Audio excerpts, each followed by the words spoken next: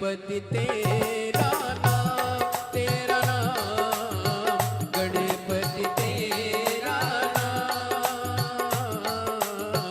देवा हो देवा, गणपति देवा, तू ही बनाए बिगड़े काम। गणपति जप रहे तेरा नाम, गणपति तेरा नाम, गणपति तेरा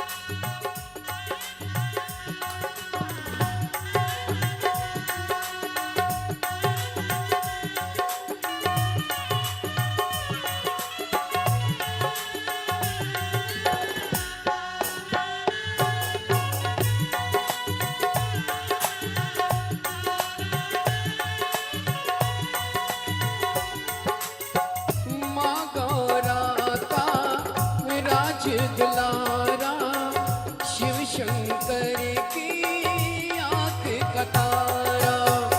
माँ गौरा का राज दुलारा, शिव शंकर की आंख का तारा।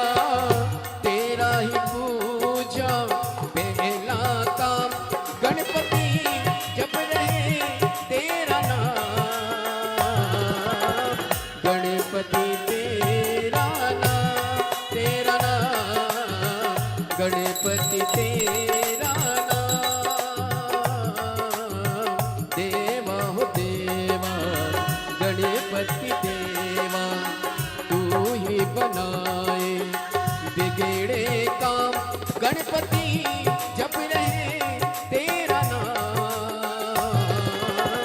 गणपति तेरा नाम, तेरा नाम, गणपति तेरा नाम, तेरा नाम, गणपति तेरा नाम। बोली गणेश भगवान की। कौन है नीचे? जय जय श्री राधे। सभी भक्तों को हर हर महादेव सदा जय श्री कृष्णा श्री शिवाय नमस्तुभ्यम। 7 दिवसीय सुंदर श्री शिव महापुराण की अलौकिक दिव्य कथा हम सभी पूज्य गुरुदेव के सानिध्य में श्रवण कर रहे हैं। निश्चित ही यह हम सभी का सौभाग्य है, बाबा भोलेनाथ की कृपा से हम सभी को आस्था चैनल के माध्यम से, यूट्यूब फेसबुक के माध्यम से और रांची झारखंड की इस पावन धरा पर सुंदर अलौकिक दिव्य कथा श्रवण करने का शुभ अवसर प्राप्त हुआ। और निश्चित ही बधाई के पात्र हैं आयोजन समिति, श्री शिवाला सेवा समिति एवं कथा के मुख्य जजमान श्री विवेक कुमार जी, श्रीमती विनीता कुमारी जी, जिन्होंने कथा का ये सुंदर कथा का आयोजन रखकर न केवल अपने जीवन को कृतार्थ करा, अपितु समूचे जन समुदाय के लिए ये सुंदर कथा का आयोजन रखकर सभी भक्तों को कृतार्थ करा, आनंद में करा। एक बार जोरदार ताली बजाकर स्वागत करें श्री विवेक कुमार जी के लिए, श्री विनीता कुमारी जी के लिए, जिन्होंने बड़ी ही सुंदर व्यवस्था विपरीत परिस्थितियों में रखने के बाद में भगवान भोलेनाथ की ये सुंदर कथा हम सभी को श्रवण कराने का एक जो बीड़ा उठाया, जो संकल्प लिया, आज उसमें कहीं ना कहीं मेरे महादेव की कृपा से सफलता प्राप्त करते हुए, देखिए मन लगाकर किए हुए कार्य में निश्चित ही भोलेनाथ की आशीर्वाद भी हमें प्राप्त होता है और निश्चित ही भोलेनाथ की कृपा और करुणा भी हमें प्राप्त होती है। देखिए जीव पर जब तक बाबा भोलेनाथ की कृपा ना हो तब तक इस पृथ्वी पर, इस दुनिया में, संसार में कोई भी कार्य संभव नहीं हो सकता। हम सभी देवाधिदेव महादेव के चरणों के दास हैं, उनकी कृपा दृष्टि के साए में ही अपना जीवन यापन करना चाहते हैं। हम सभी महादेव के मंदिर जाएं, देवालय जाएं, भगवान का जल अभिषेक करें और अपने मन की बात, अपने हृदय की बात हम महादेव से कह सके। बड़ा ही सुंदर और सरल तरीका हम सभी को पूज्य गुरुदेव ने बताया है। एक लोटा जल सारी समस्याओं का हल। एक लोटा जल लेकर हम पास के मंदिर जाते हैं, देवालय जाते हैं, भगवान का जल अभिषेक करते हैं तो निश्चित ही सारी समस्याओं का निदान तो निकलता है, साथ में महादेव की कृपा दृष्टि भी हम सभी जीव को प्राप्त होती है, उनका आशीर्वाद भी हम सभी को मिलता है। और देखिए महादेव की यह सुंदर कथा ने हम सभी को सिखाया है किस प्रकार से अगर लाखों की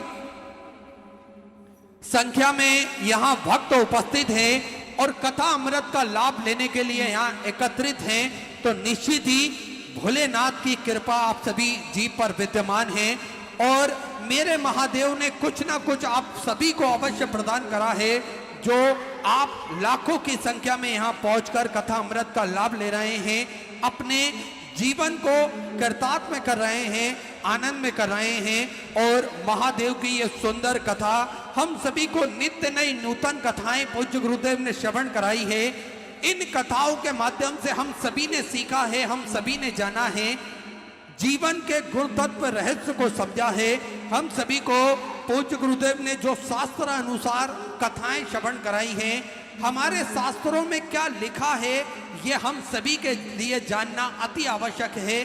देखिए जब तक हमें अपने शास्त्रों की जानकारी प्राप्त नहीं होगी तब तक हम कोई भी कार्य नहीं कर सकते हैं। इसलिए अपने धर्म को पहचाने, अपने शास्त्रों में क्या लिखा है इसको जाने।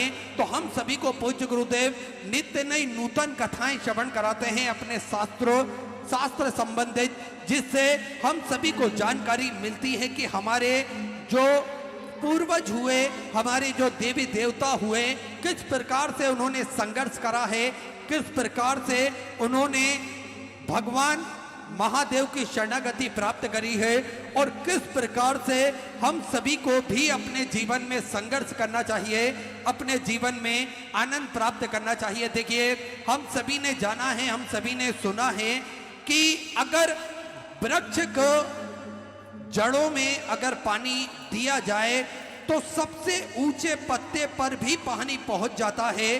ठीक इसी प्रकार से श्रद्धा प्रेम पूर्वक किए हुए कर्म परमात्मा तक पहुंच जाते हैं। तो हम सभी को श्रद्धा पूर्वक जो भी कर्म हमारे जीवन में हमें प्राप्त हुए हैं वो कर्म भी करना चाहिए, वो धर्म भी हम सभी को निभाना चाहिए। क्योंकि सेवा सभी की करें लेकिन आशा किसी से भी मत करें, क्योंकि सेवा का सही मूल्य भगवान ही हमें प्रदान कर सकते हैं, इंसान नहीं। इसलिए हम सभी को पूज्य गुरुदेव ने एक बात बताई है, एक बात समझाई है कि हम सभी महादेव की आराधना भी करें।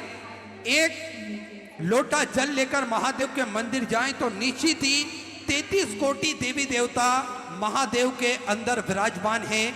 अगर हम उनका जल अभिषेक करते हैं तो 33 कोटि देवी देवताओं को जल एक साथ प्राप्त हो जाता है। साथ में अगर हम महादेव के मंदिर जाकर नमन करते हैं तो 33 कोटि देवी देवताओं को नमन हमारा एक साथ हो जाता है। तो पूज्य गुरुदेव ने हम सभी को मूल जड़ की बात बताई है। अगर हमने मूल जड़ पर ध्यान दे दिया तो निश्चित ही हमें ऊपर पे के पत्तों पर ध्यान देने की आवश्यकता नहीं पड़ेगी। और पूज्य गुरुदेव ने हम सभी को महादेव की भक्ति से जोड़ा है, बड़ा ही सहज और सरल तरीका बताया है, जिससे न केवल हम भगवान के चरणों में जाकर उन्हें नमन कर सकते हैं, अपितु हम अपने मन की बात भी महादेव तक पहुंचा सकते हैं।